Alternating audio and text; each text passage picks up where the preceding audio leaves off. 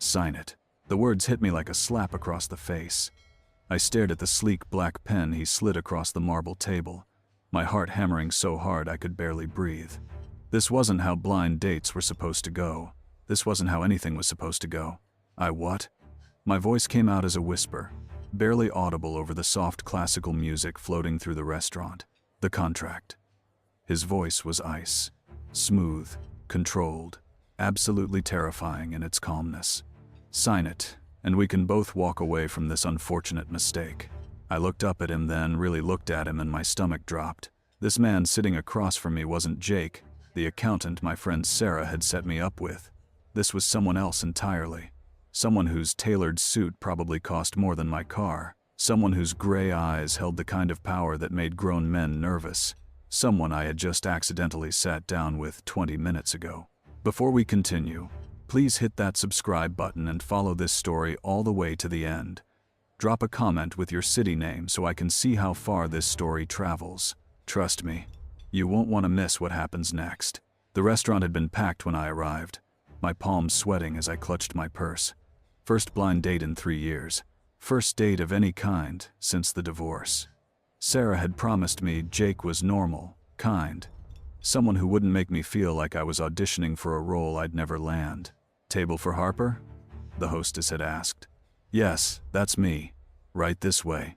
I'd followed her through the maze of white tablecloths and glittering crystal, trying not to trip in the heels Sarah had insisted I wear. The hostess stopped at a corner table, and I saw him, dark hair, expensive suit, sitting alone with a whiskey in front of him. I'd slid into the seat across from him before I noticed his expression.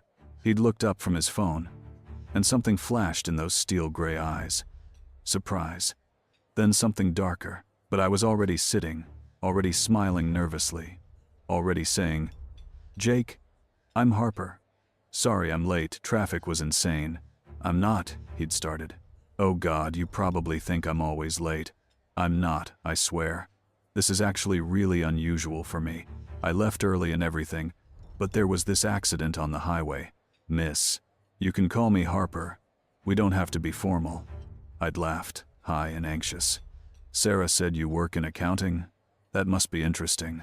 His jaw had tightened. "I think there's been a..." "Oh, here's the waiter." "Hi, yes, I'll have the house white wine, please." "Thank you." I'd turned back to him, still rambling, still not noticing the way his knuckles had gone white around his glass. "So, accounting. Do you do taxes, or is it more corporate stuff?" He'd set his glass down very carefully. "My name is Adrian Whitmore." The name had meant nothing to me then. It should have. "Okay, not Jake." I'd felt my face burning. "Oh my God, I'm at the wrong table. I'm so sorry, His hand had shot out, catching my wrist as I started to stand. Not hard, but firm enough to freeze me in place. "Sit down." I should really sit down. Something in his tone made me obey. Maybe it was the authority that dripped from every syllable. Maybe it was the way his grip on my wrist sent electricity shooting up my arm. Or maybe it was the dangerous curiosity in his eyes, like I was a puzzle he'd just decided to solve. "I'm sorry," I'd said, sinking back into the chair. "This is so embarrassing. I'll just go find my actual..." "Tell me something, Harper." He'd leaned back, studying me with an intensity that made my skin prickle. "Do you always talk this much when you're nervous?" "I know. Maybe. I don't know." I'd pulled my hand free from his grip, rubbing my wrist where I could still feel the warmth of his fingers. "Look, clearly this is awkward for both of us, so I'll just..." "You're divorced." The statement stopped me cold. "How did you..." "You're wearing a dress that's nice, but not new. Expensive once, probably bought for special occasions. But you've had it for years. You keep touching your ring finger even though there's nothing there. And you apologize too much. People who've been made to feel small do that." His eyes never left mine. "Recently divorced. 6 months, maybe a year." 8 months, I'd whispered, feeling exposed. "Naked. Who are you?" Someone who was supposed to be having a very different kind of meeting. He'd pulled out his phone, typed something quickly. Someone who doesn't appreciate interruptions. "Then let me go." "No." The simple word had sent a shiver down my spine. "No? Your friend set you up with an accountant named Jake." "Yes. Poor Jake is currently sitting 3 tables away. checking his watch and wondering why his date hasn't shown up. Adrian had gestured subtly to his left, and my heart had sunk as I spotted a nervous-looking man in a brown suit, alone at a table, glancing around anxiously. Oh no, oh God, I have to. You'll stay here. This is insane. I don't even know you. Yet, you sat down at my table, started a conversation, shared your life story with a complete stranger. Something that might have been amusement flickered across his face. Tell me, Harper, do you make a habit of diving into situations without looking first? That's not I thought you were. I'd gripped the edge of the table. Why won't you let me leave? He'd leaned forward then, close enough that I could smell his cologne, something expensive and dangerous, like smoke and cedar and bad decisions. Because the woman I was supposed to meet tonight stood me up. Because I've had a spectacularly terrible day. And because you walked into my life like a tornado in clearance heels, and I've decided I'm not done being entertained yet. I'm not entertainment. No. His eyes had traveled over my face, slow and deliberate. You're something far more interesting. That's when everything had spiraled. A woman in a blood-red dress had materialized at our table. Her beauty, the kind that belonged on magazine covers. Her expression, pure venom. Adrian. His face had gone blank. Victoria. I'm late, I know. But there was... She'd stopped, her gaze landing on me like a missile finding its target. Who is this? No one, Adrian had said at the same time I'd said, Harper. Victoria's smile had been all teeth. How charming. Adrian, darling, did you invite a third to our business dinner? This isn't what it looks like, I'd said, standing quickly. I was just leaving. Adrian had stood too, his hand finding my elbow. Actually, you're not. Adrian. Victoria's voice had dropped to a purr. Send your little friend away. We have important matters to discuss. The matter I came to discuss was a potential merger between our companies. His grip on my elbow had tightened. But since you've arrived 45 minutes late to a meeting you requested, I'm reconsidering. You can't be serious. Over this? Victoria had waved a dismissive hand at me. Over disrespect. Adrian's voice had gone cold. I don't tolerate it in business or in anything else. So what? You're going to conduct our meeting with this random girl sitting here? Victoria had laughed, harsh and brittle. Adrian had looked at me then, and I'd seen something calculating in his eyes. Something that made my pulse race for entirely new reasons. Harper isn't random. She's my date. What? The word had burst from both Victoria and me simultaneously. We've been seeing each other for weeks. Haven't we, darling? I'd stared at him, my mouth opening and closing like a fish. Every rational part of my brain had screamed at me to correct him, to leave, to run as fast as these stupid heels could carry me. But I'd looked at Victoria, at her perfect face twisted with disbelief and fury, and something in me had snapped. How many times had my ex-husband's colleagues looked at me like that? Like I was nothing, like I didn't belong. That's right, I'd heard myself say. Weeks. Adrian's smile had been sharp enough to cut. Sit down, Harper. I'd sat. Victoria's face had gone through several shades of red before settling on a white-hot rage. This is absurd. Adrian, I know for a fact you're not dating anyone. Marcus told me. Marcus talks too much. Adrian had signaled the waiter. We'll need another chair.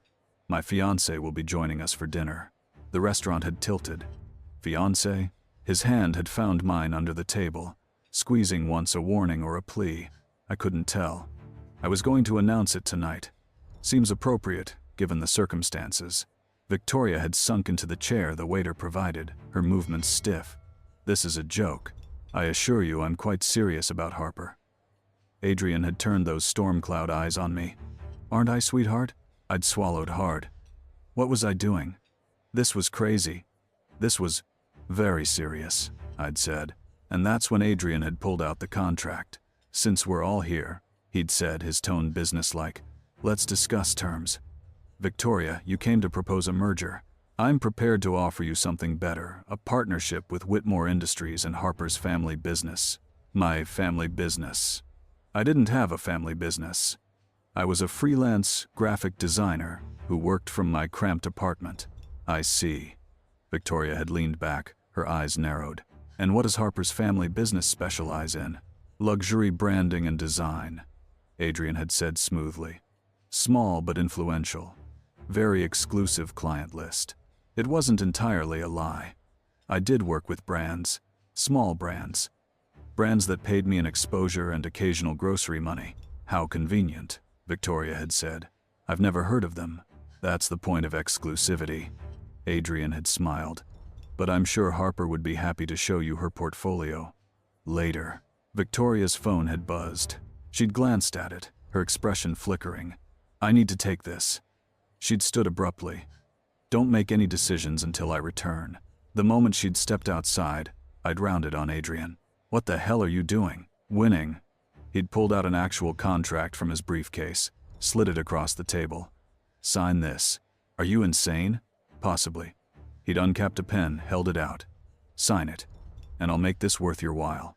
Worth my while? I don't even know what this is. A non-disclosure agreement. Standard legal document. You agree not to speak about tonight, and I agree to compensate you for your time. Compensate me. I'd felt something dangerous bubbling in my chest, anger, fear, something else I couldn't name. You want to pay me to pretend to be your fiancé? I want to pay you to sit through one dinner. One business meeting where Victoria believes I'm not the desperate single executive she thinks I am. Why would I do that? He'd leaned forward, and his voice had dropped low. Because I saw you look at her. I saw the way her words hit you. Someone made you feel small once. Someone made you feel like you didn't belong. His eyes had searched mine. Let me give you the chance to feel big, powerful. Let me give you one night where you're not the woman who got divorced and lost and ended up at the wrong table. The words had struck something deep, something true and painful. One dinner, I'd said slowly. One dinner. You play the part. You leave with $5,000 in your account. $5,000. That was 3 months of rent. That was breathing room. That was 10,000, I'd said, surprising myself. Adrian's eyebrows had risen. Then he'd smiled a real smile. Not the calculated ones he'd been throwing around. You're negotiating. You said I talk too much when I'm nervous. Maybe when I'm not nervous, I'm smart. 10,000. He'd extended his hand. Deal? I'd looked at his hand. At the contract. At the doorway where Victoria was pacing. Phone pressed to her ear. I'd shaken his hand. His grip had been firm, warm, and absolutely terrifying in how right it felt. One more thing, he'd said, not releasing my hand. Victoria's going to test you. She's going to ask questions, poke holes, try to break you. I can handle it. Can you? I convinced myself to marry someone who didn't deserve me, and stayed for 5 years. I can survive one dinner with your ex or business partner or whatever she is. Something had shifted in his expression. She's neither. She's a competitor who thinks she can manipulate me into a merger by batting her eyelashes and showing up late. So you're using me to reject her without actually rejecting her. I'm using you to show her I have better options. He'd finally released my hand. Sign the NDA. I'd signed it. My hand had shaken slightly, but I'd signed it. That's when Victoria had returned, her smile predatory. All sorted. Now, where were we? We were discussing the partnership, Adrian had said. Harper, perhaps you'd like to share some of your work with Victoria? Give her a sense of what our combined companies could achieve? My heart had stopped. Share my work? I'd pulled out my phone with trembling fingers, navigating to my portfolio website. It wasn't bad, actually. I'd done decent work for small businesses, startups, a few local restaurants. Victoria had barely glanced at it. Charming. Very grassroots. That's what makes it valuable, Adrian had countered. Authentic branding, not the corporate cookie-cutter approach your company favors. The barb had landed. Victoria's smile had gone rigid. The dinner had been a war zone. Every course was a new battlefield. Victoria had asked about how we met. I'd said a coffee shop, the same moment Adrian had said a charity gala. We'd laughed it off. We like to tell different versions, I'd said. Victoria had asked about my family. I'd kept it vague, honest enough to be believable. She'd asked about the engagement ring I wasn't wearing. Being resized, Adrian had said smoothly. Harper has small fingers. He'd reached across the table, taken my hand, and the touch had sent electricity through every nerve. His thumb had brushed over my ring finger, slow and deliberate, and I'd forgotten how to breathe. Victoria had watched us with eyes like a hawk studying prey. By the time dessert arrived, I'd been exhausted. The performance, the lies, the constant vigilance, it was draining. Then Adrian's phone had rung. He'd glanced at it, his expression darkening. I need to take this. He'd stepped away, leaving me alone with Victoria. She'd waited exactly 3 seconds before striking. You're not his fiancée. My heart had slammed against my ribs. Excuse me? I've known Adrian for 7 years. He doesn't do relationships. He doesn't do feelings. And he certainly doesn't do whatever this. She'd waved her hand between where he'd been sitting and me. This is. Then maybe you don't know him as well as you think. I know him better than you ever will. She'd leaned forward. Here's what's really happening. You're a pretty distraction he picked up to make me jealous or prove a point. By tomorrow, he'll have forgotten your name. You seem awfully concerned about what he does with his personal life. Her eyes had flashed. I'm trying to save you embarrassment. Men like Adrian Whitmore don't end up with women like you. They end up with women like me. And yet here I am. Wearing his ring, I'd stopped, realizing my mistake too late. Oh? Victoria's smile had turned vicious. But I thought the ring was being resized? I'd frozen. That's when Adrian had returned. And everything had changed. Victoria, I'm afraid we'll have to cut this short. His face had been granite. That was my head of security. There's a situation at the office. What kind of situation? The kind that requires my immediate attention. He'd turned to me. Harper, we need to go. Now. The urgency in his voice had been real. Whatever that phone call had been, it wasn't part of the act. We'd left Victoria sitting there, her face a mixture of triumph and confusion. Outside, Adrian had pulled me toward a black car idling at the curb. A driver had immediately opened the door. Get in, Adrian had said. Our deal was for dinner. Dinner's over. The deal just changed. He'd looked at me, and I'd seen something in his eyes I hadn't seen before, genuine concern. Maybe even fear. Please, I'll explain in the car. Against every instinct screaming at me to run, I'd gotten in. The door had closed with a heavy thunk, sealing us in leather and silence. What's going on? I'd asked as the car pulled into traffic. Adrian had loosened his tie, run a hand through his dark hair. For the first time all night, he'd looked rattled. That phone call wasn't about the office. It was a warning. A warning about what? He'd turned to face me fully, and his expression had made my blood run cold. About you. About me? Harper's voice cracked. What are you talking about? Adrian's jaw tightened. Someone's been looking into you. Running background checks, deep ones. That's impossible. I'm nobody. I'm a freelance designer who can barely pay rent. You stopped being nobody the moment you sat at my table. He pulled out his phone, showed her a text message. This is from my head of security. Someone accessed your financial records 20 minutes ago. Your employment history. Your divorce proceedings. Harper's stomach dropped. Who would do that? Victoria. Or someone working for her. Adrian's eyes were hard. She doesn't believe our story. She's trying to prove you're a fake. I am a fake. Not anymore. He leaned closer. Listen to me carefully. If Victoria exposes this, it won't just embarrass me. It'll destroy you. She'll make sure everyone knows you were paid to play a part. Your name, your face, everything will be public. Harper pressed her hands against her temples. This is insane. This whole night is insane. I know. His voice softened slightly. And I'm sorry. I didn't think she'd move this fast. What do? We make it real. Harper's head snapped up. What? Not actually real, but real enough that it can't be disproven. Adrian was already typing on his phone. We need a paper trail, social media posts, witnesses, a history that can withstand scrutiny. In one night? I have people who specialize in this sort of thing. Of course you do. Harper laughed, high and panicked. Because billionaires always have people who can fake entire relationships. Not fake. Enhance. He met her eyes. The NDA you signed? That's real. But we need more. We need you to move into my penthouse. Harper choked. Excuse me? Tonight. Right now. If Victoria's people are watching, and they are, they need to see you leaving with me. Staying with me. I'm not staying with you. You'll have your own room. Your own space. I won't touch you. Adrian's voice was firm, businesslike. But we need to sell this. At least for a few days, until Victoria backs off. And then what? I just disappear? Go back to my normal life like none of this happened? Yes, with $50,000 in your account instead of 10. The number hit her like a physical blow. 50,000. For 1 week. Play the part.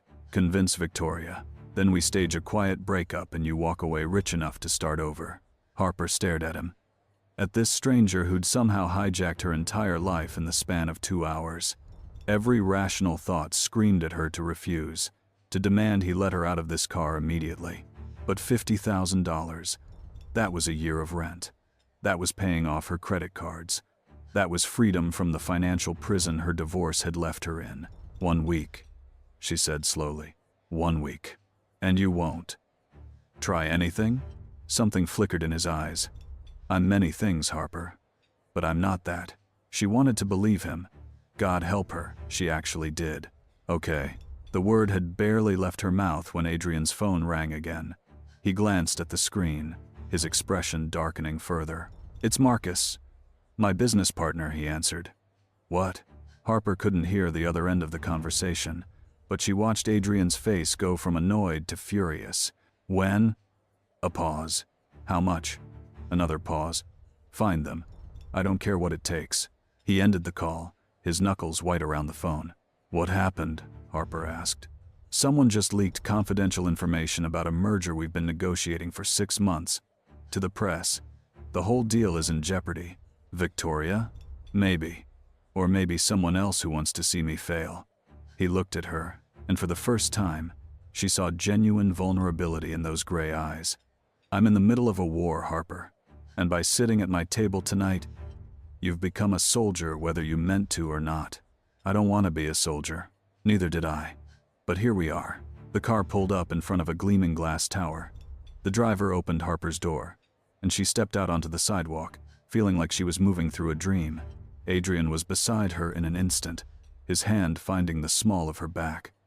The touch sent heat spiraling through her body. Smile, he murmured. Cameras. She looked up and saw them security cameras, phone cameras from passers-by. Everything documenting this moment. She smiled. They rode the elevator to the top floor in silence. Harper's ears popped as they ascended, her heart hammering. When the doors opened, she stepped into a space that looked more like a museum than a home. This is where you live? This is where I sleep occasionally. Adrian shrugged off his jacket. The guest room is down that hall. Second door on the right. There's clothes in the closet that should fit. Whose clothes? Does it matter? It did, but Harper didn't have the energy to argue. She found the guest room, which was bigger than her entire apartment, and sank onto the bed. What had she done? What was she doing? A knock on the door made her jump. Come in. Adrian entered, carrying 2 glasses of whiskey. He handed her one. I don't usually drink hard liquor, she said. Tonight's not usual. He sat in the chair across from her, loosened his tie completely. We need to get our story straight. Victoria's going to come at us hard tomorrow. Tomorrow? She'll want breakfast. A chance to apologize for her behavior and dig deeper into our relationship. He took a sip of whiskey. We need to be unbreakable. Harper drank. The whiskey burned, but it steadied her. Where did we meet? Coffee shop or charity gala? Pick one. Coffee shop. It's more believable for someone like me. Don't do that. Do what? Diminish yourself. Adrian's gaze was intense. If we're going to sell this, you need to believe you belong in my world. Because you do. I really don't. Why? Because you're divorced? Because you don't have a trust fund? That's not what makes someone worthy, Harper. She stared at him. Who are you? Someone who's very tired of people underestimating me based on circumstances I didn't choose. He set down his glass. My father built this empire from nothing. Absolutely nothing. People forget that. They see the wealth and assume it was always there. Was it? No. I remember eating cereal for dinner because that's all we had. I remember my father working 3 jobs while going to business school at night. Adrian's voice was quiet. He taught me that where you start doesn't determine where you finish. Harper felt something shift in her chest. Why are you telling me this? Because you need to know I'm not the villain here. And because if we're going to live together for a week, we might as well be honest with each other. Honest. That's rich, considering this entire situation is a lie. Is it? He leaned forward. You walked into that restaurant tonight looking for connection, for someone to see you. I did see you, Harper. I saw someone brave enough to negotiate, smart enough to improvise, strong enough to sit across from Victoria and not break. You barely know me. I know enough. The air between them felt charged, dangerous. Harper stood abruptly. I should sleep. It's been a long night. Adrian stood too. Harper. What? Thank you for tonight. For not running when you could have. She should have said something dismissive, something to maintain distance. Instead, she found herself saying, "You're welcome." She barely slept. Every time she closed her eyes, she saw Victoria's face, Adrian's intense gaze, the contract she'd signed. At 3 in the morning, she gave up and wandered into the kitchen for water. Adrian was already there, standing at the window overlooking the city, still in his dress shirt and pants. Can't sleep either? She asked. Sleep is for people without enemies. He didn't turn around. I've been going through everything. The leak, the merger, Victoria's sudden interest in acquiring my company. It's all connected. How? If the merger falls through because of the leak, my company's stock drops. Victoria can buy in at a lower price, gain influence on the board. He turned to face her. Unless I can prove stability, prove I'm not the volatile bachelor the media likes to paint me as. So this really is about me making you look stable. It's about survival, mine and my company's. He crossed to her. I have 500 employees, Harper. People with families, mortgages, lives depending on the decisions I make. If I fail, they fail. The weight of it hit her. This wasn't just some rich man's game. Real lives hung in the balance. What do you need me to do? Breakfast with Victoria tomorrow. Lunch with my business partners. Dinner with my mother. Harper nearly dropped her water glass. Your mother? She's been asking to meet you since I mentioned your name tonight. You told your mother about me. She called right after we left the restaurant. Apparently word travels fast in certain circles. Adrian ran a hand through his hair. She's persistent. Great. So now I have to lie to your mother too. Or you could just be yourself. She'd probably like that better anyway. Before Harper could respond, Adrian's phone buzzed. He glanced at it, his expression going dark. What now? Harper asked. Victoria. She wants to meet. Just her and me. In an hour. At 4 in the morning. She never sleeps when she's hunting. Adrian was already typing a response. This is it. She's going to make her move. What kind of move? An ultimatum. Proof. Something to force my hand. He looked up at her. I need you to come with me. You just said she wants to meet with just you. And I'm going to tell her no. That wherever I go, you go. It'll infuriate her. Which means she'll make mistakes. Harper's mouth went dry. You want to use me as bait? I want to use us as a weapon. Adrian moved closer. She thinks you're my weakness. Let's show her you're my strength. The intensity in his voice made her shiver. And if she has proof? If she can expose everything? Then we adapt, we fight, we win. His hand found her chin, tilting her face up to meet his eyes. Trust me. She shouldn't. Every instinct screamed that trusting this man was dangerous. But looking into those storm-gray eyes, Harper found herself nodding. Okay, let's go. They met Victoria at an all-night diner downtown. The choice of location was deliberate public, but empty enough for private conversation. Victoria was already in a booth, her red dress swapped for designer jeans and a silk blouse, but her expression just as predatory. Adrian. And you brought your pet. Harper slid into the booth beside Adrian, her jaw tight. Nice to see you too, Victoria. I didn't invite you, Victoria said coldly. She's my fiancée. Where I go, she goes. Adrian's hand found Harper's under the table, squeezing once. What's so urgent it couldn't wait until morning? Victoria pulled out a manila folder, slid it across the table. This. Adrian opened it. Harper saw his jaw tighten. What is it? She whispered. Background check. On you. He looked at Victoria. This is beneath even you. Is it? Because from what I'm reading, your so-called fiancé is broke, recently divorced, and has no family business whatsoever. Victoria's smile was vicious. In fact, she was on a blind date tonight. With someone named Jake. Funny coincidence, isn't it? Harper's blood ran cold. How did you? I have resources. The question is, does Adrian? Victoria leaned forward. Here's what's going to happen. You're going to admit this whole thing is a sham. You're going to issue a public apology for wasting my time, and then you're going to accept my merger proposal on my terms. And if I don't? Adrian's voice was ice. Then I release this. Victoria pulled out her phone. Showed them a document. Proof of the payment you made to Harper tonight. The NDA, everything. Harper felt the world tilting. This was it. They were finished. But Adrian just smiled. Do it. Victoria blinked. What? Release it. All of it. Adrian leaned back, his arms sliding around Harper's shoulders. Because here's what you don't know, Victoria. That payment? It was a gift. The NDA? Standard practice for anyone in my personal life. I have one with you too, remember? That's different. We had a business relationship. Exactly. Harper and I have a personal one. A real one. Adrian pulled Harper closer. You want proof? Fine. My lawyer will provide our relationship timeline. The dates we've been seeing each other. The private dinners, the weekends away. All documented, all real. Harper stared at him. What was he doing? None of that existed. Victoria's eyes narrowed. You're bluffing. Am I? Check my credit card statements from the past month. Check the security logs from my building. Harper's been here before.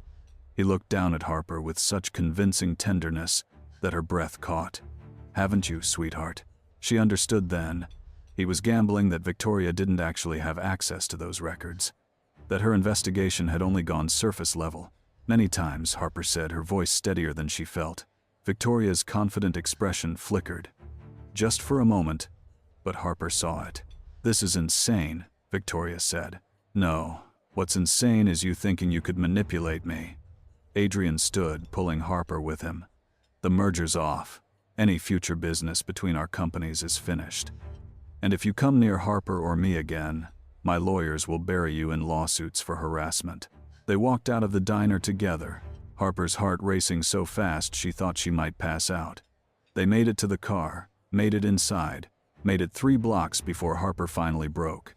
She had everything. She had proof. She had pieces of a puzzle, not the full picture. Adrian's hands were shaking slightly on his knees. But she will soon. We bought ourselves maybe 48 hours before she realizes I was bluffing. So, what do we do? Adrian turned to her, and the look in his eyes made her stomach flip. We make the bluff real. Starting now. Make it real how? Harper's voice shook. We can't just manufacture a month of history overnight. We can get close. Adrian was already on his phone, firing off texts. My assistant will backdate reservation confirmations, restaurant receipts, hotel stays. By morning, there'll be a paper trail showing we've been together for weeks. That's fraud. That's survival. He looked up at her. Unless you want Victoria to destroy both of us. Harper's phone buzzed. She glanced at it and felt her blood freeze. Oh God. What? Sarah, my friend who set up the blind date. Harper's hands trembled as she held up the screen. She's asking how it went with Jake. She wants details. So tell her. Tell her what? That I accidentally sat with a billionaire, agreed to fake an engagement, and am now committing fraud to cover it up. Harper's laugh was borderline hysterical. She'll think I've lost my mind. Then tell her you met someone else, someone better than Jake. She'll never believe. Show her. Adrian took the phone from her hands, snapped a photo of them together before Harper could protest. His arm was around her shoulders, her expression startled but not unhappy. He sent it to Sarah with a caption, "Change of plans. We'll explain later. You can't just..." Sarah's response came immediately. 3 texts in rapid succession. Oh my God, who is that? Harper Margaret Chen, you better call me right now. Is that Adrian Whitmore? Harper grabbed her phone back. How does she know who you are? Most people do. Adrian's expression was unreadable. I'm on the news fairly regularly. The news. Harper felt dizzy. Of course you are. Because why would anything about tonight be normal? Her phone rang. Sarah's face filled the screen. Don't answer, Adrian said. She's my best friend. She'll just keep calling. Harper accepted the call, putting it on speaker.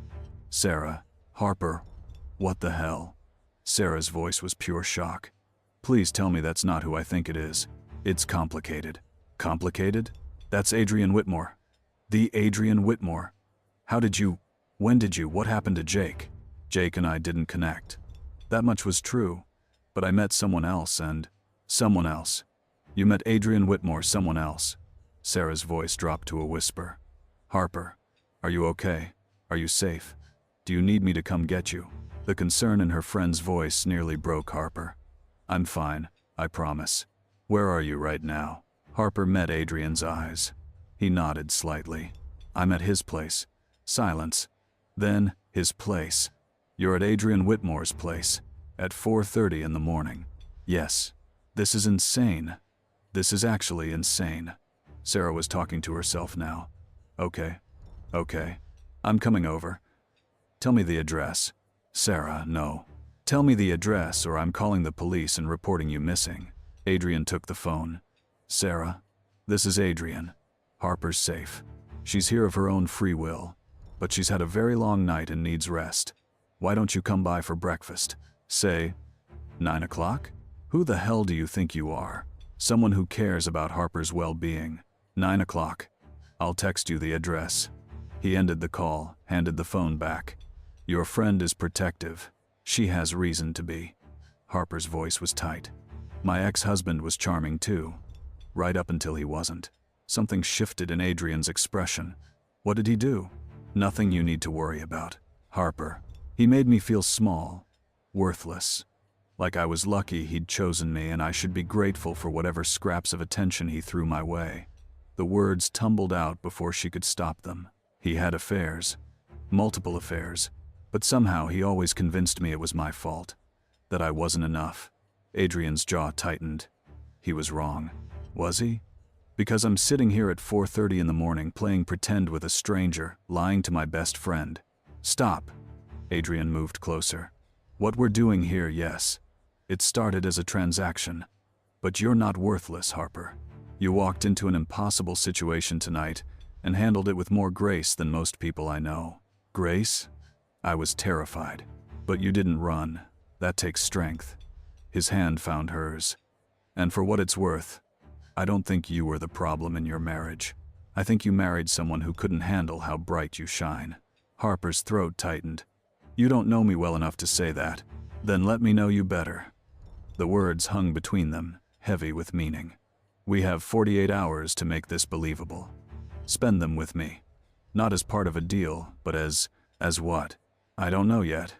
His thumb traced circles on her palm. But I'd like to find out. Before Harper could respond, his phone rang again. Marcus's name flashed on the screen. Adrian answered. Tell me you have good news. Harper watched his face go from tense to furious. When? A pause. All of them? Another pause. Find out who had access to those files. I want names by sunrise. He hung up, slamming his hand against the car door. What happened? Harper asked. Someone leaked our entire client list. Names, contracts, everything. Adrian's voice was deadly calm. 3 of our biggest clients just called emergency meetings. They want to know if their information is secure. Is it? It was. Until someone on the inside sold us out. He met her eyes. This is bigger than Victoria. Someone's trying to take down my entire company. Who would do that? I have enemies. Lots of them. But this level of access, this kind of coordinated attack. He stopped. It has to be someone I trust. Harper felt cold. Your business partner? Marcus? No. Marcus and I built this company together. He'd never. But doubt flickered across Adrian's face. Would he? People do terrible things for the right price. Not Marcus. We're brothers in everything but blood. But Adrian was already scrolling through his phone, checking something. Unless what? His divorce last year, it was brutal. Cost him millions. What if he needs money? What if Victoria approached him, offered him a way out? That's a big leap. Is it? Adrian showed her his phone. A text thread with Marcus from 3 days ago. Look at this. He asked me about the merger with Victoria. Asked if I was seriously considering it. I said no, and he pushed. Said it could be good for the company. Maybe he genuinely thought it was a good business move. Or maybe he's been working with her all along. Adrian's expression hardened. There's one way to find out. He dialed a number. It rang once before a sleepy voice answered. Adrian? It's not even 5 in the morning. I need you to pull Marcus's financial records. Personal and business. Everything from the past 6 months. Silence. Then, that's a serious accusation. That's an order, James. Have it on my desk by 8. Adrian ended the call, leaned back against the seat. Harper had never seen anyone look so tired. What if you're wrong? She asked quietly. What if Marcus is innocent, and you just destroyed your friendship over paranoia? Then I'll apologize and deal with the consequences. His eyes met hers. But I'd rather lose a friend than my company, than the livelihoods of 500 people. The car pulled up to the building again. Inside the penthouse, Harper expected Adrian to retreat to his room, to deal with the crisis unfolding around him. Instead, he poured 2 more glasses of whiskey and sat on the couch. Sit with me, he said. You should rest. You have Sarah coming in a few hours, then all your meetings. I can't rest. Not now. He patted the cushion beside him. Please. She sat, taking the glass he offered. They drank in silence for a long moment. Tell me about your ex, Adrian said finally. Not the bad parts. Tell me about why you married him. Why do you care? Because I want to understand what made someone like you settle for someone who didn't deserve you. Harper took a long drink. He was safe, or I thought he was. Stable job, nice family, seemed to have his life together. After my dad died and my mom remarried someone awful, I just wanted, her voice cracked. I wanted someone who wouldn't leave, who wouldn't hurt me. But he did both, spectacularly. She laughed bitterly. Found out about the first affair 2 years in. He cried, apologized, swore it would never happen again. I believed him. The second affair happened 6 months later. By the third, I'd stopped counting. Why did you stay? Because leaving meant admitting I'd failed. Admitting my mom was right when she said I rushed into marriage. Admitting I'd wasted 5 years of my life on someone who... She stopped, tears threatening. I stayed because I didn't think I deserved better. Adrian set down his glass, turned to face her fully. You deserve everything. You don't know that. Yes, I do. Because in the few hours I've known you, you've been brave and smart and real. You negotiated with me. You stood up to Victoria. You're sitting here now when you could have run. His hand found her face, gentle. That's not nothing, Harper. She should pull away, should maintain distance. But his touch felt like coming home after years of being lost. What are we doing? She whispered. I have no idea. His thumb brushed her cheekbone. But I don't want to stop. The space between them felt electric, dangerous. Harper's heart raced as Adrian leaned closer, his eyes asking permission. She should say no, should remember this was all fake, all a performance. But when his lips touched hers, nothing felt fake at all. The kiss was soft at first, tentative, like they were both afraid of breaking something fragile. Then Harper's hands found his shirt, pulling him closer, and Adrian made a sound low in his throat that sent heat flooding through her entire body. This was insane, this was reckless, this was... Adrian pulled back, breathing hard. We shouldn't. I know. This complicates everything. I know. But I can't seem to care. His forehead rested against hers. Tell me to stop. Harper opened her mouth to do exactly that. Instead, she heard herself say, Don't stop. He kissed her again, deeper this time, his hands tangling in her hair. Harper forgot about Victoria, about the lies, about everything except the feeling of being wanted like this, desired like this, seen like this. Adrian's phone buzzed. Then again, then continuously. He broke away, cursing. I have to. I know. He grabbed his phone, his expression darkening as he read. It's James, the financial records. Already. He works fast. Adrian scrolled through, his face going pale. Oh God. What is it? Marcus. Adrian's voice was hollow. He's been receiving payments from a shell corporation. Regular deposits for the past 4 months. He looked up, devastated. It's Victoria's company. Marcus has been feeding her information this whole time. Harper felt sick. I'm so sorry. I trusted him. I trusted him with everything. Adrian stood abruptly, pacing. He was at my father's funeral. He was there when I started this company with nothing but a dream and a credit card. How could he? Money makes people do terrible things. It's not just about money. It's about... Adrian stopped. It's about destroying me. About taking everything I've built. His phone rang. Marcus's name on the screen. Adrian stared at it, his finger hovering over the answer button. Don't, Harper said. Not when you're this angry. I need to know why. You need to think first. She stood, took the phone from his hands. Let it go to voicemail. You can call him back when you have a plan. Adrian looked at her like she'd just saved his life. How are you so calm? Because someone needs to be. She guided him back to the couch. Sit down. Breathe. Then we figure out the next move together. Together. He laughed shakily. 12 hours ago you were a stranger. Now I'm what? The only person I trust in this entire mess. He pulled her down beside him. That's terrifying. For both of us. Harper glanced at her phone. It's almost 6. Sarah will be here in 3 hours. We need to be ready. Ready for what? To convince your mother, your business partners, and my best friend that we're madly in love. Harper met his eyes. Think you can handle that? Adrian's smile was tired but genuine. With you? I think I can handle anything. The voicemail notification popped up. Marcus's voice filled the room. Adrian, I know you know. I know you've seen the records. Let me explain. Please. It's not what you think. Victoria approached me months ago, said she could help with my debt, but I never gave her anything important. Just minor details. Nothing that could hurt the company. I swear. Call me back.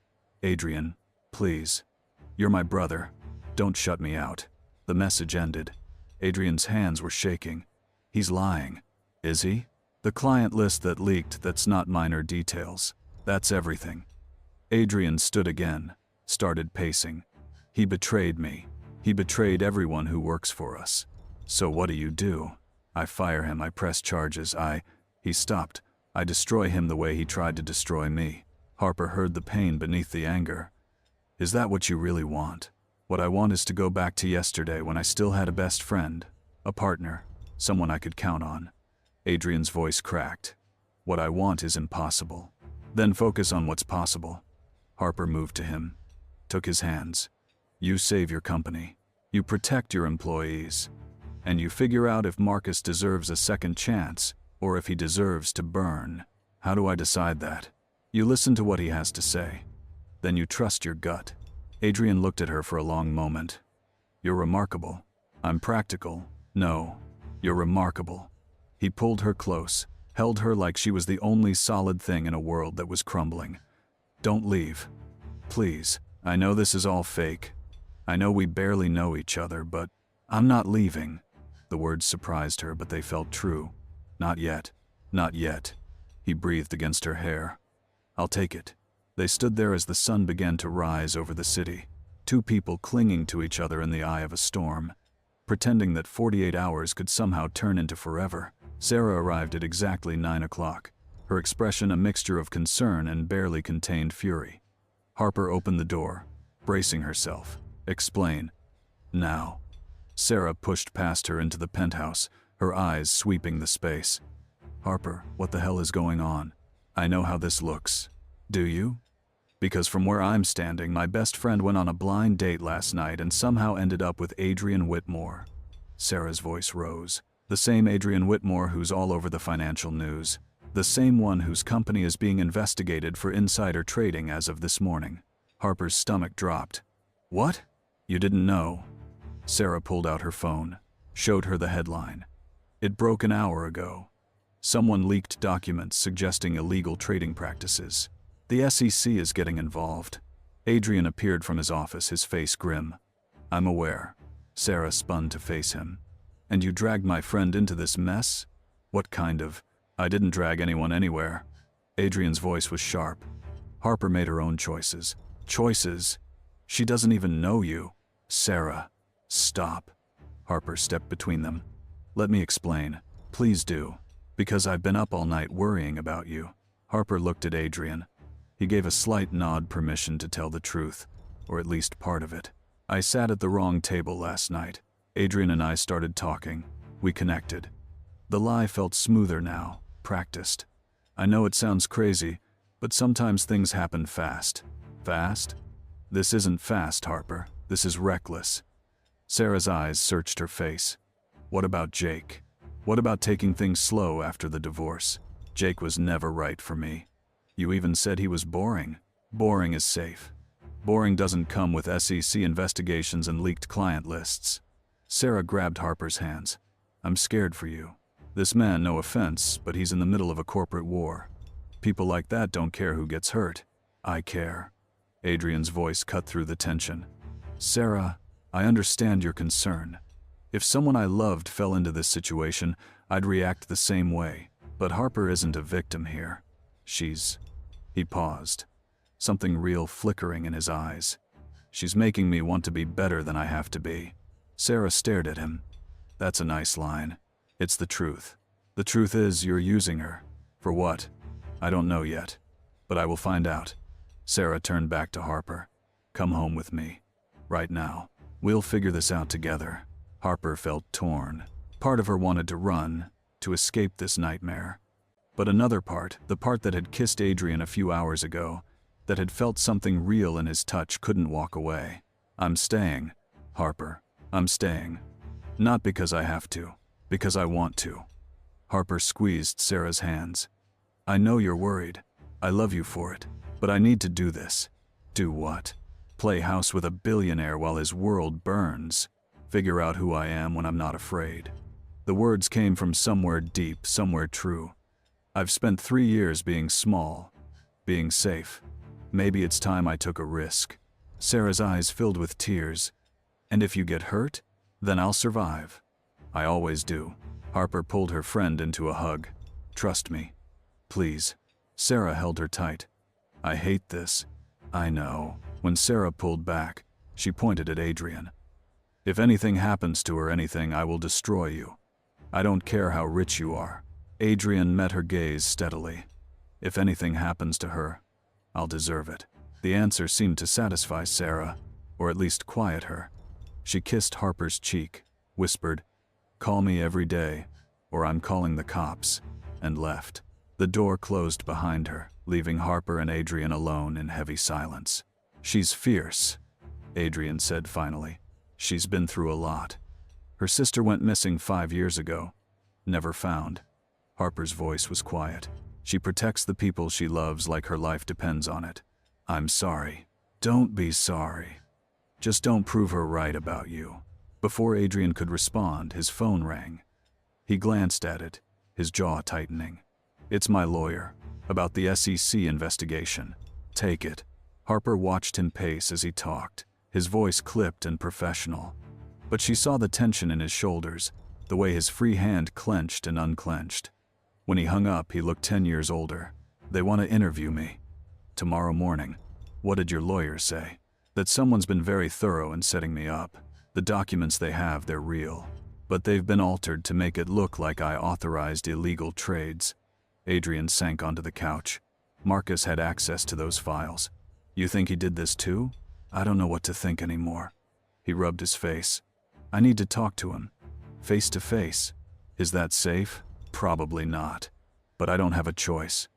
Adrian looked at her. Come with me. To confront your best friend who betrayed you? I don't think. Please, I need you there. You keep me sane.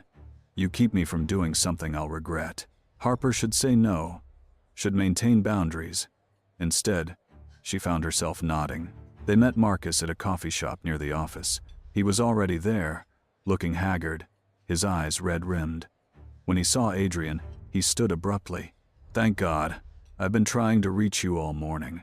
Adrian slid into the booth across from him, his expression unreadable.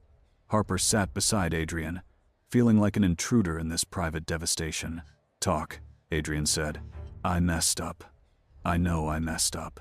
Marcus's hands shook around his coffee cup. When Victoria approached me, I was drowning. The divorce, the debt, I was losing everything. She offered me a way out, by betraying me. No, I swear, Adrian, I never meant to hurt you or the company. She said she just wanted minor information. Market trends, competitor analysis. Nothing confidential. The client list was confidential. Marcus's face went white. I didn't give her the client list. Then how did she get it? I don't know. Adrian, you have to believe me. Yes, I took her money. Yes, I gave her some information I shouldn't have. But I never. His voice cracked. I would never destroy what we built together. But you would take money from someone actively trying to take us down. I was desperate. Marcus's voice rose, drawing stares from nearby tables. He lowered it. My ex-wife's lawyers were bleeding me dry. I was about to lose my house, my custody of Emma. He stopped, tears streaming down his face. I was weak, and I'm so sorry. Harper watched Adrian's face, saw the war happening there. Anger and love, betrayal and understanding, all fighting for dominance. You should have come to me, Adrian said quietly. You should have told me you needed help, and admit I failed, that I couldn't handle my own life. Marcus laughed bitterly. You're Adrian Whitmore. You don't fail at anything. How could I come to you and say I was falling apart? Because we're family. Because family helps each other. Are we still? Marcus's voice was small. Family? Adrian didn't answer. The silence stretched, painful and heavy. Harper put her hand on Adrian's arm. Maybe you two need to talk alone. No, stay. Adrian covered her hand with his. Marcus, this is Harper, my fiancée. Marcus's eyes widened. You're what? We're engaged. Or we will be, once I stop dealing with fires. Adrian's voice was flat. Harper, meet my former best friend and current biggest problem. Adrian, please. Did you forge those SEC documents? What? No, I didn't even know about an SEC investigation until this morning. Marcus leaned forward. Adrian, I swear on Emma's life I didn't do that. The mention of Marcus's daughter seemed to hit Adrian hard. Emma was 10, sweet, and Adrian was her godfather. If it wasn't you, then who? Adrian asked. Victoria. Or someone she hired. She's been planning this for months. Marcus pulled out his phone, showed them a text thread. Look, she contacted me in February. Started slowly. Small questions. Then bigger ones. Then money. By the time I realized what was happening, I was in too deep. Harper read the messages. They showed a pattern: manipulation, escalation, entrapment. Victoria had played Marcus like a violin. This doesn't excuse what you did, Adrian said. I know. You betrayed my trust. You put the company at risk. You hurt me. I know. Marcus's voice broke completely. And I'll spend the rest of my life making it up to you if you'll let me. But right now we need to focus on stopping Victoria. She's not done. The SEC investigation is just the beginning. What else is she planning? I don't know all of it. But I heard her on a call last week. Something about a hostile takeover attempt. She's been buying up shares through shell companies. In 2 days, she'll have enough to force a board vote. Adrian's face went gray. A board vote for what? To remove you as CEO. To install herself in your place. Marcus grabbed Adrian's hand across the table. Adrian, I know I don't deserve your forgiveness. But let me help fix this. Let me help stop her. Adrian pulled his hand away. How do I know this isn't another setup? How do I know she didn't send you here to feed me false information? Because I'm showing you this. Marcus pulled out a flash drive. Every conversation I've had with Victoria, every transaction, every plan she shared with me, it's all here, enough to bury her legally. Adrian stared at the flash drive like it might explode. It's insurance, Marcus continued. I started recording everything 3 weeks ago when I realized how bad this was getting. I was trying to find a way out, a way to protect you without. He stopped. I was a coward. I should have come to you immediately. But at least now you have ammunition. Harper watched Adrian war with himself. She could see the desire to trust, to forgive, battling with the pain of betrayal. Take it, she said quietly to Adrian. Even if you don't trust him, verify what's on there. If it's real, you can use it. Adrian took the flash drive, pocketed it without a word. Thank you, Marcus whispered. Don't thank me yet. Adrian stood. I'll review what you've given me. If it's legitimate, we'll talk about next steps. But Marcus, he paused, even if we stop Victoria, Things between us will never be the same. I understand. They left Marcus sitting alone in the coffee shop, his shoulders shaking with silent sobs. In the car, Harper waited for Adrian to speak. He didn't. Just stared out the window, his jaw tight. "Talk to me," she finally said. "I wanted to hate him. It would be so much easier to just hate him. But you can't.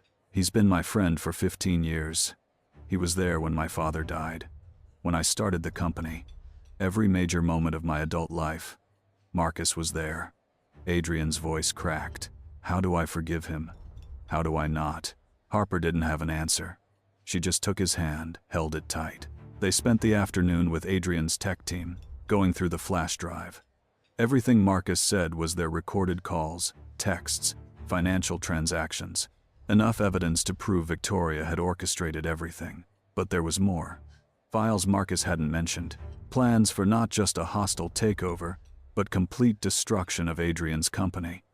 Victoria wanted to dismantle everything, sell the pieces, walk away with billions. "She's insane, James," the tech analyst muttered. "This isn't just business. This is personal." Adrian's phone rang. His mother. "Not now," Harper said. "I have to. She'll just keep calling," he answered. Mother. Whatever was said on the other end made Adrian close his eyes in resignation. "Yes, she's here." "No, I wasn't planning to." "Fine. Tonight. 7 o'clock. He hung up. "My mother wants to meet you. Tonight. No negotiating." "What did you tell her about me?" "That you're the most stubborn, brave, infuriating woman I've ever met." Adrian's smile was tired. "She said she likes you already." "Great. No pressure." Adrian pulled her close. "I'm sorry for all of this. You signed up for a fake engagement and a nice paycheck. You got corporate espionage and family drama instead.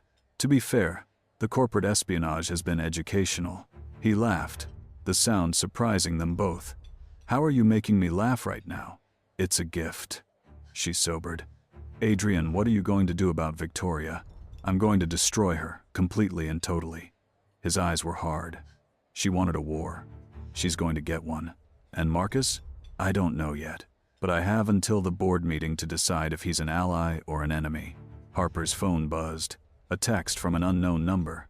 "Enjoying playing house? It won't last. You're nothing but a placeholder, Harper. When this is over, he'll throw you away like everyone else has." The words hit like a physical blow. "What is it?"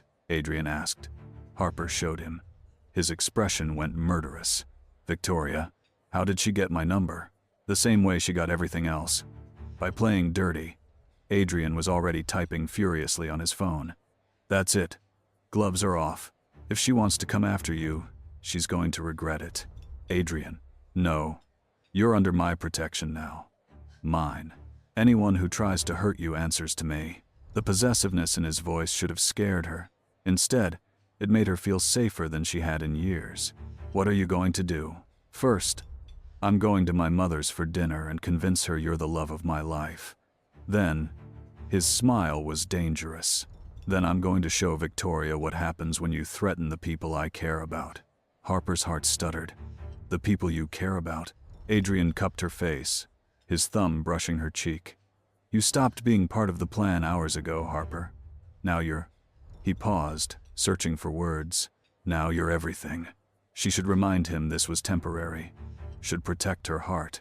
But when he kissed her, soft and desperate and real, she let herself believe that maybe, just maybe, 48 hours could turn into something more. His phone buzzed again, then continuously. Adrian checked it, his expression turning to shock. "Oh hell. What?" "The board meeting." Victoria moved it up. "It's not in 2 days." He looked at Harper, his face pale.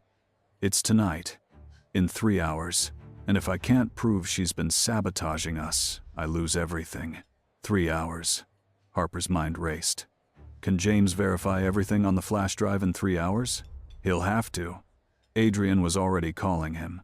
"James, I need everything authenticated and compiled into a presentation." "Yes. I know what time it is. I don't care. You have 2.5 hours. He hung up, started pacing. "We need the board on our side before Victoria even opens her mouth." If she controls the narrative, then you control it first. Harper grabbed his arm, stopping him. Call an emergency press conference. Right now. Before the board meeting. And say what, that I'm being sabotaged without proof? No. You announce a major company initiative. Something positive. Something that makes you look stable and forward-thinking. Harper's thoughts clicked together. You announce a partnership. With my company. Adrian stared at her. You don't have a company. I will in an hour. I file an LLC, create a website, make it look established. We announce a merger between Whitmore Industries and... She pulled out her phone, thinking fast. Chen Design Collaborative. Luxury branding for exclusive clients. It gives you positive press, makes you look innovative instead of desperate. That's genius. Adrian's eyes lit up. But we'd need a portfolio, client testimonials, a whole company history. I have a portfolio. It's small but good. As for the rest, Harper was already texting. I have designer friends who owe me favors. We create testimonials, backdate some projects, make it look like I've been building this quietly for years. That's fraud. That's marketing. Harper met his eyes.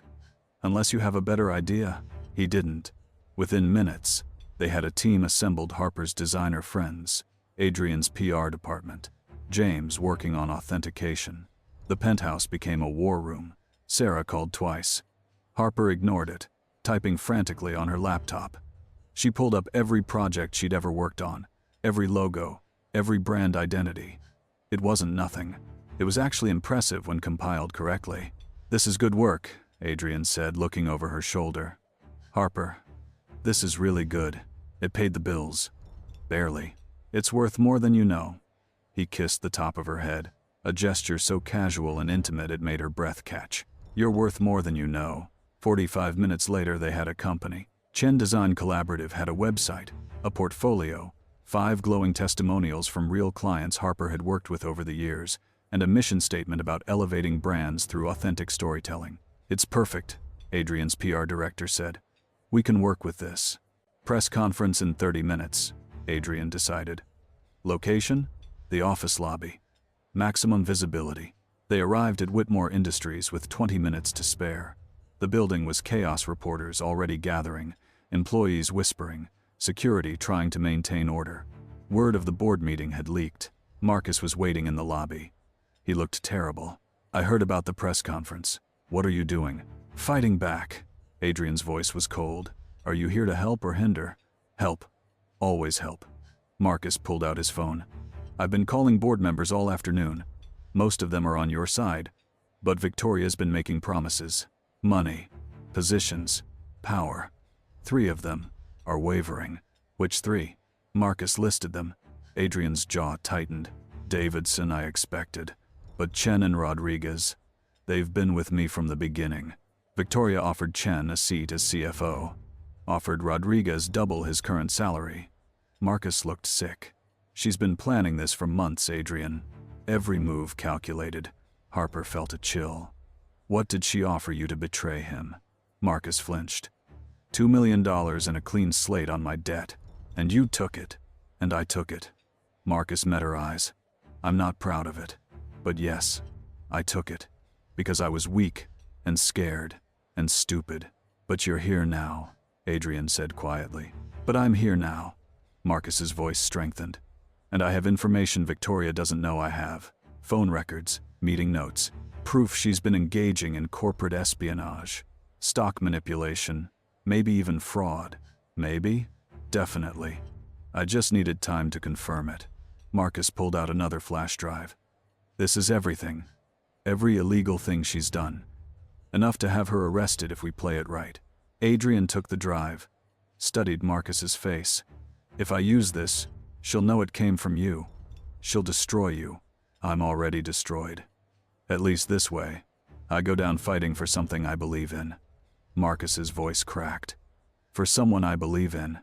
You're my brother, Adrian. I forgot that for a while. But I remember now. The moment hung between them, fragile and painful. Then Adrian pulled Marcus into a brief, fierce hug. We're not okay. But we're not done either. I'll take it. Harper watched the press conference from the wings. Adrian was magnetic, confident, every inch the powerful CEO. He announced the partnership with Chen Design Collaborative, spoke about innovation and growth, fielded questions about the SEC investigation with calm assurance. These allegations are completely unfounded. We're cooperating fully with investigators and expect to be cleared within days. In the meantime, Whitmore Industries continues to move forward, to grow, to serve our clients with integrity. A reporter shouted, "Mr. Whitmore, there are rumors of a hostile takeover attempt." Any comment? "There are always rumors in business. I'm focused on facts." Adrian smiled, sharp and dangerous. "And the fact is, Whitmore Industries has never been stronger. It was a masterclass in crisis management." By the time he finished, the narrative had shifted. Instead of a company in chaos, they looked innovative, stable, strong. Victoria was waiting when they entered the boardroom. She wore red again, her smile predatory. "Adrian, how theatrical. A press conference before a board meeting. Just good business." Adrian took his seat at the head of the table. Harper sat beside him, every inch the supportive partner. "Shall we begin?"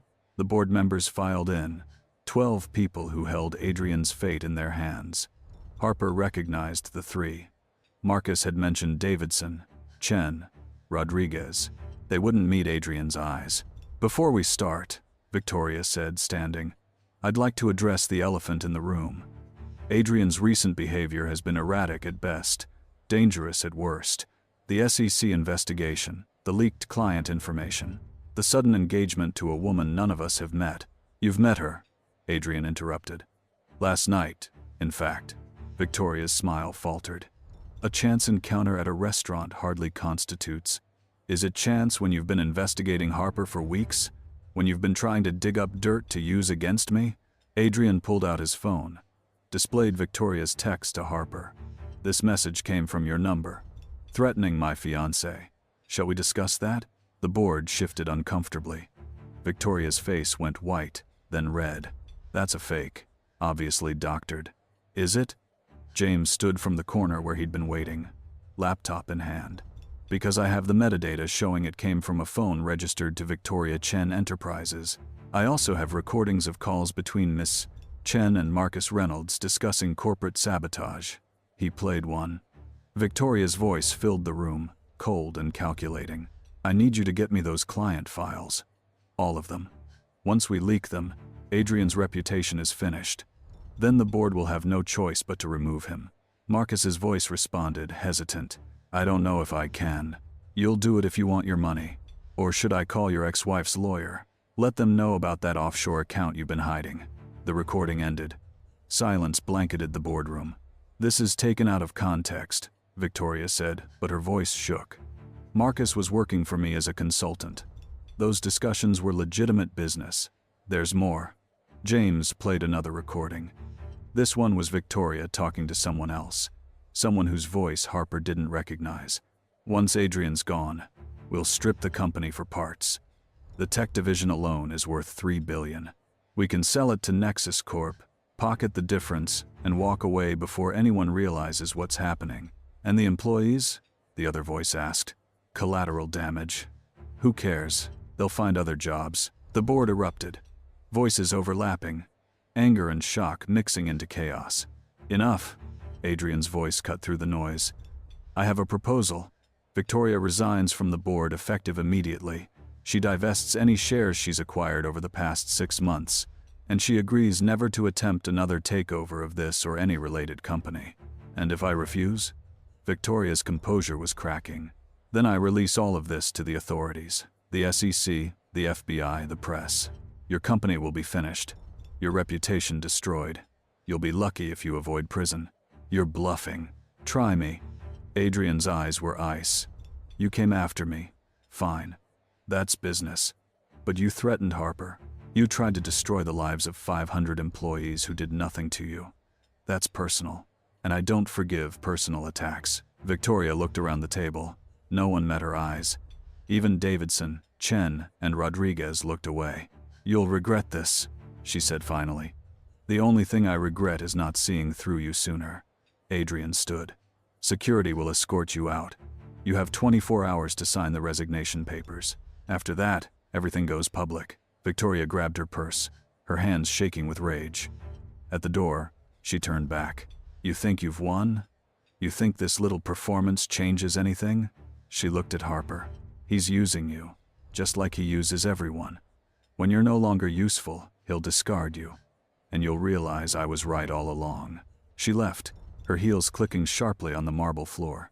The board voted unanimously to keep Adrian as CEO, to reject any future takeover attempts, to investigate how Victoria had acquired her shares and if legal action was warranted. When it was over, when the boardroom finally emptied, Adrian slumped in his chair. We did it. You did it, Marcus said from the doorway. I just helped clean up my own mess. You gave us the ammunition we needed. That counts for something. Adrian studied his friend. What happens now? I resign, effective immediately. It's the right thing to do. Or you stay. As a consultant, not a partner. You work to rebuild trust. Prove you're serious about making amends. Marcus's eyes filled with tears. Why would you give me that chance? Because someone once gave me a chance when I didn't deserve it. My father believed in second chances. Maybe I should too. Adrian stood, extended his hand. But Marcus, if you ever betray me again, we're done. Permanently. I understand. Marcus shook his hand, held it tight. Thank you. For everything. After Marcus left, Harper and Adrian stood alone in the boardroom. Your mother, Harper said suddenly. We missed dinner. Adrian checked his phone, winced. She's called 6 times, we're in trouble. We. Oh, you're definitely included. She'll want to lecture us both. He pulled Harper close. Worth it, though. Harper rested her head against his chest, listening to his heartbeat. What happens now? The crisis is over. Victoria's gone. You don't need a fake fiancé anymore. Adrian went very still. Is that what you think this is? Still? Isn't it? Harper, look at me. He tilted her face up. In the past 24 hours, you've faced down a corporate shark, helped save my company, stood by me when you could have walked away a dozen times. You've been brave and brilliant and real. And somewhere in the middle of all that chaos, I forgot this was supposed to be fake. Her heart stuttered. Adrian, I'm not asking you to marry me. Not yet. But I'm asking you to stay. Not for a week, not for show, but because I want to know what this could be, if we give it a real chance. Harper wanted to say yes, wanted to fall into his arms and believe in fairy tales. But fear held her back. I've been here before, with my ex. He said pretty things too. Made me feel special. Then he destroyed me. I'm not him. I know. But I'm still the same person who let him, who stayed too long, who ignored red flags, who chose wrong. Tears filled her eyes. What if I'm doing it again? Adrian's hands framed her face, gentle and sure. You want to know the difference? Your ex made you small. I've watched you become bigger in just one day. Stronger, more yourself. That's not me doing something to you. That's you remembering who you are. And who am I? Someone extraordinary. Someone brave enough to sit at the wrong table and change everything. His thumb brushed away a tear. Someone I'm falling for faster than is probably wise. That's definitely not wise. No, but it's real. And I think you feel it too. She did. God help her. She did. Looking into his eyes, Harper saw her own fear reflected back. But she also saw hope, possibility. A future that looked nothing like her past. Okay, she whispered. Okay? Okay, let's try. Real. No contracts, no fake engagement. Just, she laughed shakily. Just 2 people who met in the most insane way possible and somehow found something worth keeping. Adrian kissed her then, deep and slow and full of promise. When they finally broke apart, Harper felt different, lighter, like she'd put down a weight she'd been carrying for years. We should call your mother, she said. We should run away to a remote island where she can't find us. Adrian, fine, but you're doing the talking. They went to his mother's house instead of calling. Eleanor Whitmore was exactly what Harper expected, elegant, sharp-eyed, and completely terrifying. You must be the girl who hijacked my son's life, she said, looking Harper up and down. That's one way to put it. The other way is that my son hijacked hers, Adrian said. Mother, be nice. I'm always nice. Sit down, both of you. I want to hear everything. They told her the story, or a version of it. The wrong table, the instant connection, the whirlwind romance. Eleanor listened with shrewd eyes, asking pointed questions, clearly trying to decide if Harper was genuine or another Victoria. "And your family?" Eleanor asked. "What do they think of all this? My father died when I was 16. My mother remarried someone I don't speak to." Harper met her gaze directly. "I don't come from money or connections. I'm a designer who works from a cramped apartment and survives on coffee and determination. If you're asking if I'm good enough for your son, the answer is probably no, but I'm going to try to be anyway." Eleanor studied her for a long moment. Then she smiled, a real smile that transformed her face. "Good. Anyone who comes into this family needs backbone. God knows Adrian needs someone who'll stand up to him." She took Harper's hand. "Welcome, dear. Try not to let him work too much. He gets that from his father." Later, driving back to the penthouse, Harper said, "Your mother likes me. My mother is terrifying when she likes people. Wait until she starts planning the actual wedding. We're not actually engaged. We could be." Adrian glanced at her, his expression serious. "Eventually, if you wanted." Harper's breath caught. "You're insane. Probably. But I know what I want. And what I want is you. Tomorrow, next month, next year. However long it takes for you to believe this is real. And if I never fully believe it, then I'll spend the rest of my life proving it to you." He pulled up to the building, turned to face her fully. "Harper Chen, I know this is crazy. I know we barely know each other. But I also know I've never felt this way about anyone. Like you see the real me, not the CEO or the money or the power. Just me." "I do see you," Harper said softly. "And what I see scares me. Because you're everything I could want and everything I'm afraid to have. Then be afraid with me, take the risk, see what happens." She kissed him instead of answering, pouring every confused, terrified, hopeful emotion into it. When they finally made it upstairs, they fell onto the couch together, holding each other like lifelines. "I'm keeping the 50,000, Harper said into his shoulder. Adrian laughed. "That's fair. And I'm starting my company for real. Chen Design Collaborative. No more fake portfolio. The real thing. I'll be your first investor. No special treatment. I want to earn it. You already have." He pulled back to look at her. "Everything we built today, the company, the story, the partnership, it all started as a performance. But Harper, you made it real. Your work, your ideas, your courage. That wasn't me. That was all you." Tears slipped down her cheeks. "I forgot I could be this person. Strong, capable, worthy. Never forget again." He kissed her forehead, her cheeks, her lips. "Promise me." "I promise." She meant it. For the first time in years, she meant it. Sarah called at midnight. Harper answered, bracing herself. "I saw the press conference, read the news, talked to Marcus's ex-wife who knows my sister's friend." Sarah's voice was grudgingly impressed. "You actually did it. You saved his company. We saved it.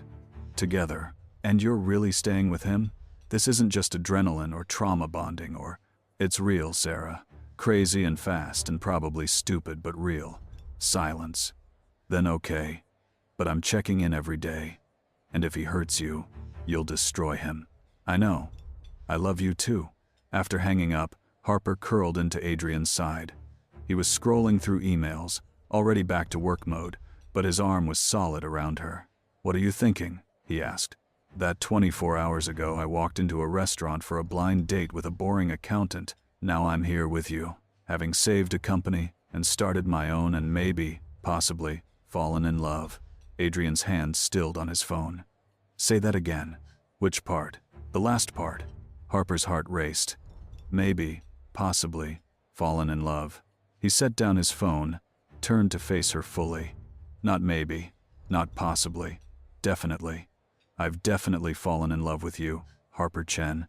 The words settled into her chest, warm and terrifying and wonderful. "That's insane. You can't fall in love in one day." "Why not?" "I knew my company was worth fighting for the moment I had the idea. I knew my father was special the first time he picked me up as a child. Some things you just know." His eyes held hers. "I know you're it for me." Harper should argue. should list all the reasons this couldn't work. Instead, she heard herself say, "I think you might be it for me too." Adrian's smile could have powered the city. "Yeah? Yeah." She laughed, giddy and scared and absolutely certain. "I sat at the wrong table and found exactly what I needed. We both did." He pulled her into his lap, held her close. "Thank you for being brave enough to stay. Thank you for being stubborn enough not to let me leave." They stayed like that as the city lights twinkled outside. Two people who'd found each other in the chaos and decided to build something real from the wreckage. It wasn't perfect. It wasn't safe, but it was theirs. And sometimes, Harper realized, sitting at the wrong table leads you exactly where you're supposed to be. 3 months later, Chen Design Collaborative had 12 clients, and growing. 6 months later, Adrian proposed properly with a ring, a plan, and a speech that made Harper cry. 1 year later, they stood in front of friends and family and promised forever. Victoria tried to rebuild her reputation but found every door closed. The evidence of her fraud led to legal consequences she couldn't buy her way out of. Marcus worked tirelessly to earn back trust, and slowly, his friendship with Adrian healed into something deeper than before, built on honesty instead of assumptions. Sarah became Harper's maid of honor and Adrian's grudging friend. Eleanor Whitmore doted on Harper like the daughter she'd never had, and every year on their anniversary, Adrian and Harper returned to that restaurant, sat at the same corner table, and toasted to wrong turns that led to right places. Because sometimes the best love stories start with a mistake, with sitting at the wrong table, making the wrong choice, and finding out it was right all along.